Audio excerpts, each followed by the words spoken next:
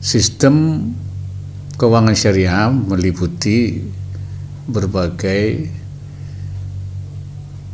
produk. Ada yang perbankan, ada juga asuransi, ada juga salah satunya adalah pasar modal, kemudian pegadaian.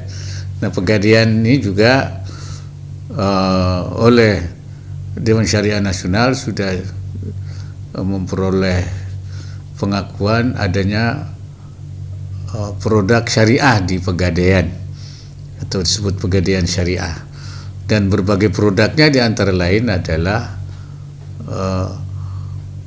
gadai emas.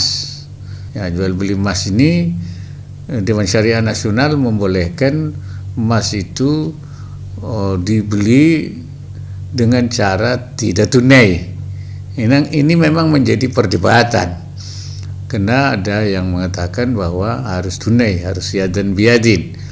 Tetapi dari diskusi yang kita adakan di Dewan Syariah Nasional, dari berbagai pendapat, kita berkesimpulan bahwa emas itu sekarang sudah bukan lagi uang, bukan lagi nuqud, ya. Oleh karena itu hukumnya tidak pada hukum nuqud, tapi kita menganggap emas itu sudah silah, artinya sudah komoditi. Maka Dewan Syariah Nasional memutuskan maka boleh membeli emas dengan cara angsuran, ya, dengan cara dicicil, dan itu juga bukan hanya di pegadaian tapi juga di tempat-tempat lain. Baik. Bagaimana cara gadai syariat atau gadai yang sesuai dengan syariat? Jadi gadai itu akad turunan. Ada akad utang, lalu turunannya itu gadai. Sehingga kalau tidak ada yang pertama, ini tidak ada ya. Tiba-tiba orang ngasih emas ke kita. Pak, saya gadaikan emas ini ke Bapak. Tapi Bapak nggak usah ngasih uang ke saya. Ini bukan gadai, nanti jadinya wadiah. Saya titip emas. Tapi kalau gadai, akad utamanya adalah utang. Pak, saya butuh duit sekian. Saya utang, nanti saya gadaikan emas ini. Sehingga posisi emas sebagai barang gadai itu turunan dari akad utang.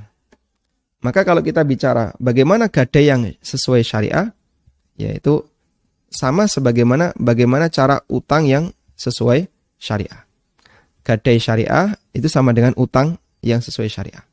Utang sesuai syariah gimana? Tidak ada kelebihan. Intinya kan ini ya. Tidak ada kelebihan atau tidak ada riba.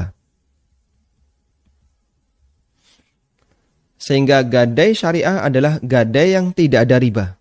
Nggak ada riba. Nah, kapan sebuah utang itu menghasilkan riba? Jika dia menghasilkan manfaat. Sebagaimana kaidah yang disampaikan oleh Fudalah bin Ubaid, kullu qardin jarra naf'an fahuwa riba. Semua akad utang yang menghasilkan manfaat statusnya adalah riba. Baik. Sehingga Anda boleh melakukan transaksi gadai, tapi nggak ada keuntungan sama sekali. Nah terus nanti nggak dapat apa-apa. Ya memang seperti itu. Sama sebagaimana Anda ngutangi. Anda nggak boleh dapat apa-apa. Kalau biaya administrasi gimana? Jika itu disengaja sehingga membuka program gadai ya, membuka produk gadai di masyarakat sengaja untuk cari untung, berarti Anda sengaja cari untung dalam akad utang. Nggak boleh itu. Ya memang niatnya kayak gitu, pengennya dapat untung. Itu sudah salah dari niat. Gadai syariat itu tidak boleh dapat keuntungan hukum asalnya. Baik dari administrasi, baik dari mungkin ada hadiah yang dikasihkan oleh para debitur, orang-orang yang utang itu. Nggak boleh sama sekali. Niat dari awal, kalau mau membuka gadai syariat, berarti tidak boleh ada keinginan untuk cari untung. Waktu workshop, ya kalau nggak salah ini di Medan ya. Saya ngisi workshop tentang masalah fikih jual beli. Selesai acara, ada salah satu jamaah, ada salah satu peserta yang datang. Dia menyampaikan, Pak, setelah saya mengikuti workshop ini, saya punya pandangan bagus.